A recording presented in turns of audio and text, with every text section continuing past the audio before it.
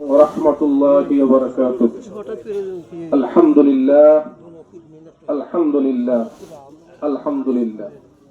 মুহতারাম হাজিরিন, যিনি আজ খাটের উপরে শায়িত আছেন, ওনার মতো আমাকে, আপনাকে, সকলকেই এভাবে খাটের উপরে শায়িত হইতে হইব।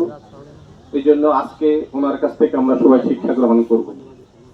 দ্বিতীয়, দীর্ঘদিন প্রায় 25 বছর ওনার সাথে আমার একসাথে চলাফেরা, চাকরি, কাজকর্ম।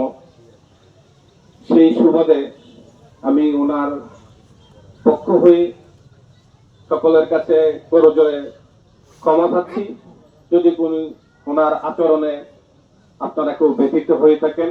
আল্লাহর রাস্তে ওনাকে মাফ করে দিবেন। তৃতীয়, যাতে আল্লাহ রাব্বুল আলামিন ওনাকে জান্নাতের সর্বোচ্চ মাকাম নসিব করেন, এই দোয়াতে আমি আমার আলোচনা শেষ করলাম। আসসালামু আলাইকুম ওয়া রাহমাতুল্লাহ।